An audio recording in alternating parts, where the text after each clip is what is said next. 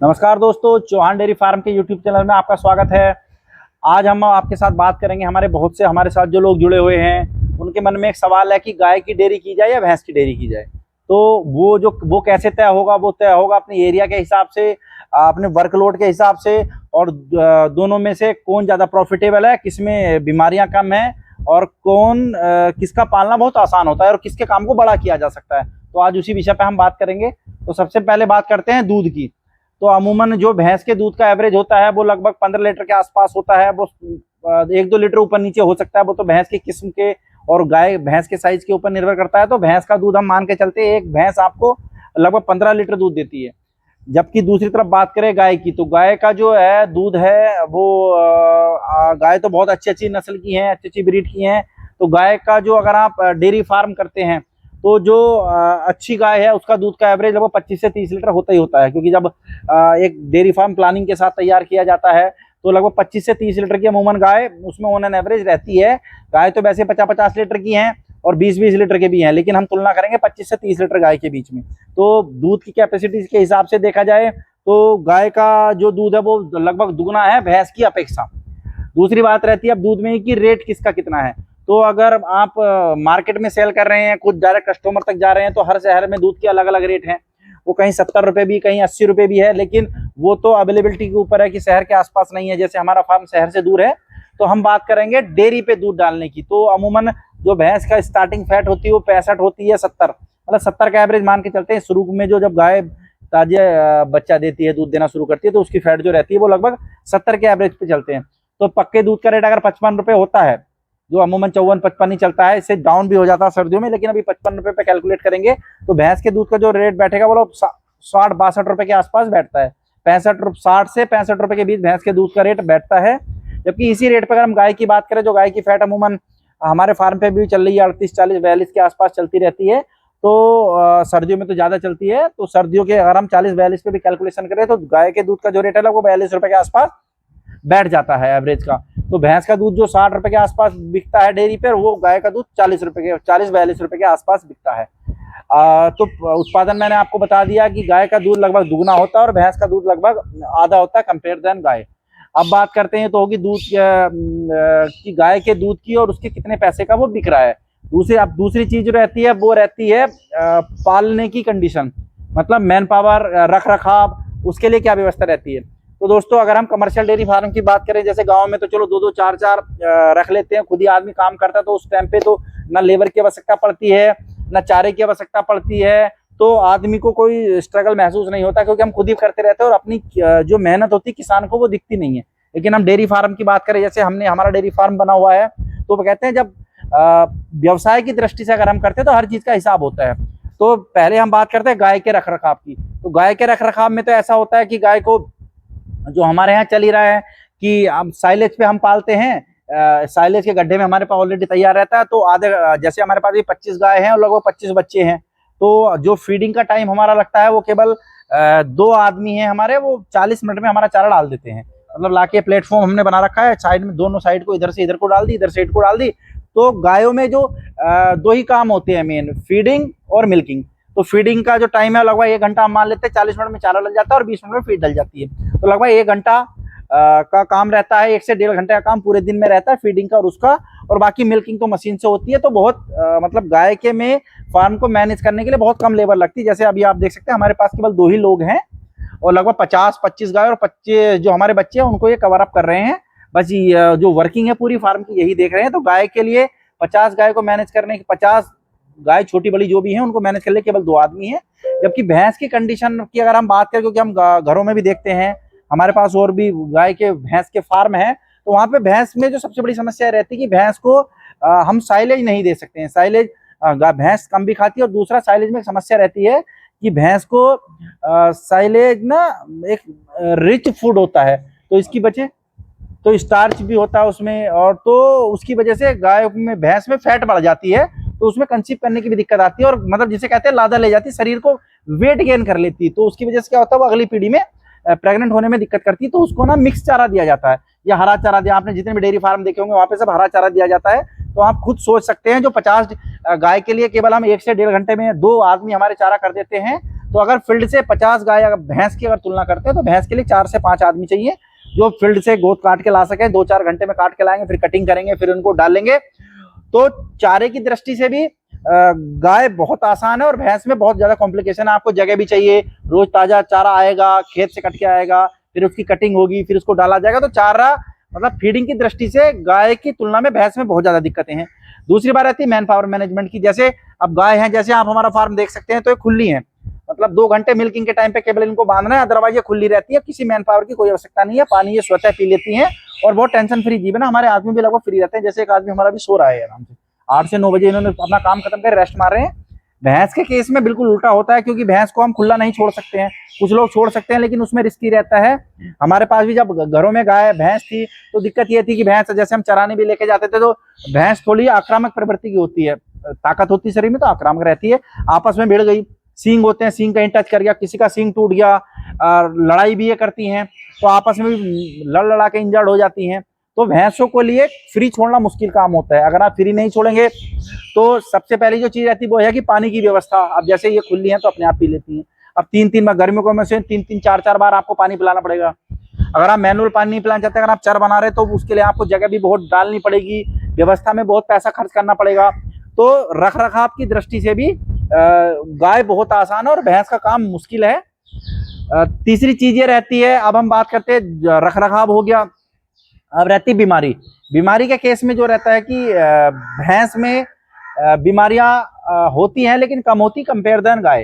उसका कारण ये भी होता है क्योंकि हाई दूध जो गाय है उसकी कैपेसिटी 30 लीटर दूध देती है। जब कोई पशु दूध बनाता है तो उसके अंदर कमजोरी भी आती है। तो गाय भैंस में जो बीमारी गाय की दृष्टि से कम होती है। और दूसरी चीज रहती है टेम्परेचर, एक जो बड़ा कारण होता है कि गर्मी में गायों को बीमारियां आती हैं। तो गर्मी से में भी गाय को थोड़ी दिक्कत रहती है, हालांकि आप उसको मेंटेन कर सकते हैं, जैसे पंखे से, फॉगर से या बंद करके, जैसे भी करके आप कर सकते हैं। और जबकि भैंस के लिए तो आसान होता है कि आपने कीचड़ कर दिया या पानी का गड्ढा खुलवा दिया तो उसमें वो बैठी रहती। तो गर्मियों में भैंस को कम समस्या रहती, गाय को थोड़ी ज्यादा समस्याएं रहती है। लेकिन ऐसा नहीं है, अगर आप अच्छी फीड दे रहे हैं और आपके इन्वायरमेंट में अगर बच्चा तैयार हो जाता तो गाय में भी कोई विशेष दिक्कत नहीं है, क्योंकि गाय के फार्म जो कमर्शियल फार्म है ज्यादातर वो गाय के ही हैं। तो अब ये 3 कंपैरिजन मैं आपको करके बता चुका हूँ।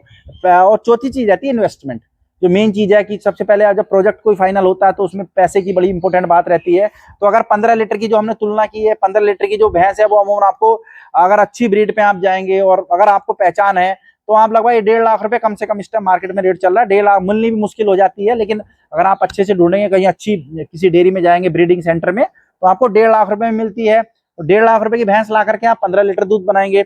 और जबकि अगर आप 1.5 लाख रुपए गाय पे खर्च करेंगे तो आपको अमूमन 75 से 80 हजार रुपए में 20, 22, 25 लीटर तक की गाय बढ़िया मिल जाती है। क्योंकि हमने मार्केट से परचेज करी, जो हमारे पास गाय है, तो अमूमन 20-22 लीटर की जो गाय का एवरेज है वो लगभग 70-80 हजार रुपए ही है। तो 1.5 लाख रुपए में एक आप भैंस लेके आएंगे 15 लीटर दूध के एवरेज पे, और गाय कम से कम अगर 22-22 लीटर भी मानता हूँ, 25-25 लीटर नहीं भी मानते हैं, तो लगभग 45 लीटर आपकी गाय प्रोडक्शन करेगी। मतलब आपने 1.5 लाख रुपए की इन्वेस्टमेंट एक गाय की तुलना करते हैं, एक भैंस की तुलना करते हैं, तो एक भैंस 15 लीटर दूध बनाएगी और गाय आपकी 45 लीटर दूध बनाएगी। अब एक और जो महत्वपूर्ण बात है वो है ब्रीडिंग की। जैसे आप कोई भी अगर कमर्शियल फार्म कर रहा है, जैसे हम भी कर रहे हैं, कि हर किसी को ये रहता है कि हमारे इन्वायरमेंट का बच्चा आ जाए तो उसमें बीमारियां कम होती है। सच्चाई यही है कि इसलिए डेयरी फार्म में बोलते हैं 2 से 3 साल शुरू में स्ट्रगल रहता है और 2 से 3 साल बाद अपना बच्चा आ जाए तो इन्वायरमेंट में सेट रहता है, बीमारियां नहीं आती है। भैंस के केस में गाय का जो बच्चा अगर हम अच्छी फीडिंग पे उसको दे रहे हैं तो लगभग, वैसे बड़े जो फार्म है, जो कमर्शियल डेयरी फार्म है, वो तो बोलते हैं 10 महीने में हो जाता है, लेकिन हम 12-14 महीने लेके चलते हैं। 14 महीने में गाय का बच्चा प्रेग्नेंट हो जाता है और 8-9 महीने में अगर भी आएगा तो 14-9-23, और अगर वो 15 महीने में भी होता है तो 2 साल में आपका जो बच्चा है, आज से 2 साल बाद वो गाय बन के आपका दूध देना शुरू कर देगा। भैंस के केसेस में ये लगभग अप्रोक्सीमेट 3.5 से 4 साल बैठता है। तो ये बहुत बड़ा अंतर है कि अगर आप अपना डेयरी फार्म आज शुरू कर रहे हैं तो गाय की तो 2 नस्ल आपके पास आ जाएंगी 4 साल के अंदर, और भैंस की एक सिंगल नस्ल ही आएगी। अगर आपकी ग्रोथ गाय के डेयरी फार्म में ग्रोथ जो है वो आपकी दुगनी है, आप मान लें आप आवाज शुरू करते हैं तो 4 साल में गाय की 2 पीढ़ियां आपके पास आ जाएंगी, जबकि भैंस की एक ही पीढ़ी आएगी। तो कमर्शियल जो डेयरी फार्म होते हैं, जैसे हम भी एक विजन लेके चल रहे हैं कि हमारे पास गायों की और संख्या ही बढ़नी चाहिए, तो भैंस की तुलना में गाय के डेयरी फार्म में लगभग दुगना जो ग्रोथ रेट है वो दुगना है। तो ये जो मुख्य बातें हैं गाय और भैंस के डेयरी फार्म में ये मैंने आज आपको बताई हैं। और इसमें एक और महत्वपूर्ण चीज मैं आपको बताना चाहता हूँ कि भैंस के डेयरी फार्म में एक बहुत बड़ी दिक्कत ये रहती है, जो अमूमन हम सब ने भी देखा है, हमें तजुर्बा है क्योंकि हम गांव से बिलोंग करते हैं, हमारे बचपन से अगर भैंस गाय जो है वो बिना बच्चे के दूध दे देती है, गाय का अगर बच्चे को कोई दिक्कत हो जाए, अमन तो कमर्शियल डेयरी फार्म में है, हमारे यहाँ भी ऐसा है, आप देख सकते हैं बच्चे इधर रहते हैं और गाय इधर रहती है, तो गाय को शुरू के 1-2 दिन 4 दिन ही हम बच्चा देते हैं, अदरवाइज बच्चे को साइड बांध देते हैं। जो बच्चे की मिल्किंग होती है वो जो कैन होती है दूध पिलाने वाली, बोनी बोलते हैं इसको, उससे पिलाया जाता है। तो गाय तो दूध दे देती है, लेकिन हमने बहुत केसेस में देखा, घरों में भी ये देखा कि बड़ी बड़ी भैंसें थी, बच्चे को कुछ हो गया तो भैंस दूध नहीं देती है। ये तो आप सभी जानते हैं, सब लोग गांव से जुड़े हुए हैं। तो अगर बच्चे की तबीयत, आपकी जो गाय का जो व्यवसाय है वो बच्चे की तबीयत पे बहुत निर्भर करता है।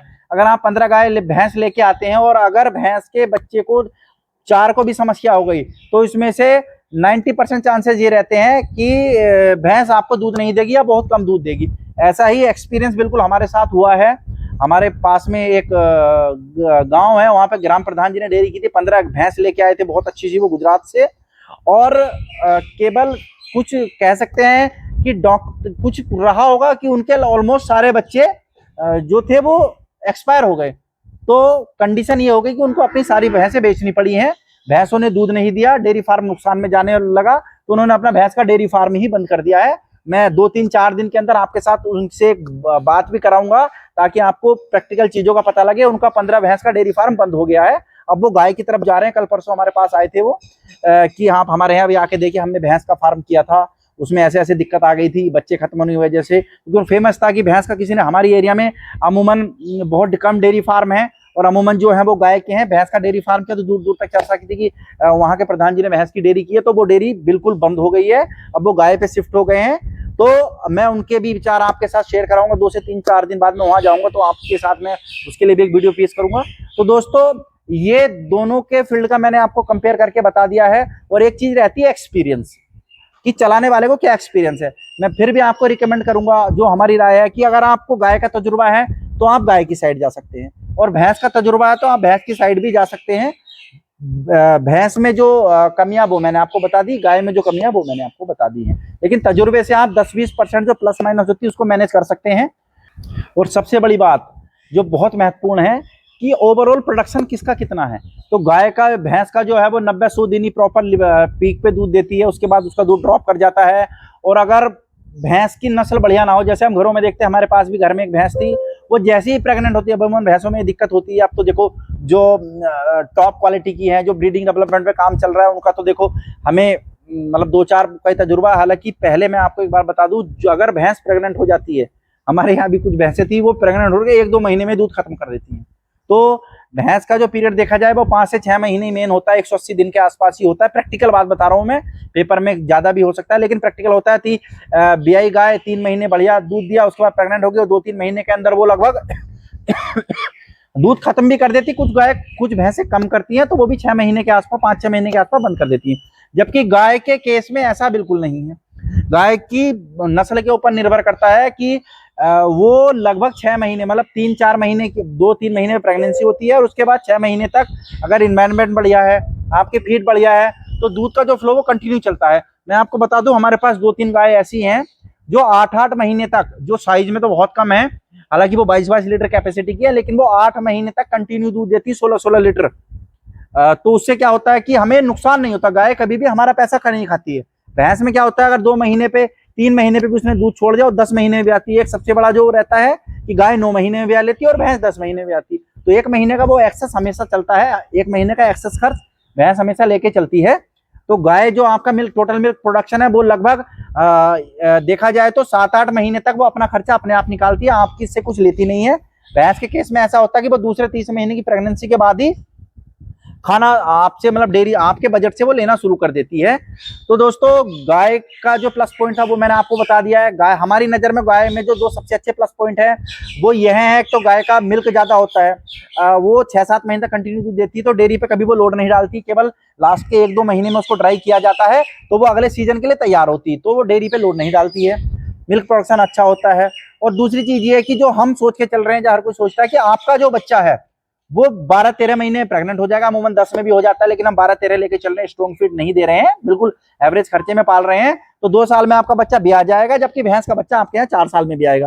तो आप लोग जितने भी हमारे दर्शक हैं वो अपनी एरिया के हिसाब से, इन्वायरमेंट के हिसाब से, दूध की खपत के हिसाब से और अपने टाइमिंग के हिसाब से, और इम्यूनिटी मैंने आपको बताई दी, गाय में थोड़ी बीमारी रहती है, भैंस में कम रहती है। तो इन सब चीजों का चयन करके अपनी एरिया के हिसाब से, जैसे हमारी एरिया के हिसाब से हम अपना काम सेलेक्ट किया है। आप अपने हिसाब से, अपने एनवायरनमेंट के हिसाब से, वर्किंग कैपिटल के हिसाब से कितने आदमी आप रख सकते हैं, बाहर से चारा ला सकते हैं कि नहीं, लेबर मिल जाएगी कि नहीं। गाय में तो बहुत आसान है कि 1 घंटे का काम है, आपने चारा डाल दिया, फीडिंग करा दी, बहुत कम टाइम चाहिए। भैंस के लिए लेबर बहुत चाहिए। तो इन सब चीजों को देखते हुए आप अपने डेयरी फार्म की भैंस या गाय का सिलेक्शन कर सकते हैं। तो दोस्तों, चौहान डेयरी फार्म से मैंने आज आपके साथ ये जानकारी साझा की है। भैंस के लिए, भैंस के काम, हमारे यहाँ जो डेयरी फार्म बंद हुआ है उसके लिए मैं जल्द से जल्द 2-3 दिन के अंदर जो ग्राम प्रधान जी हैं उनके विचार आपके साथ शेयर करूंगा, क्योंकि प्रैक्टिकल तजुर्बा उनको ज्यादा, किस वजह से उनका डेयरी फार्म फेल हो गया है, अब वो गाय पे शिफ्ट हो गए हैं। तो दोस्तों, ये जानकारी आज मैंने आपको दी है, भविष्य में मैं आपको ये जानकारी देता रहूंगा। हमारे साथ जुड़े रहें। धन्यवाद।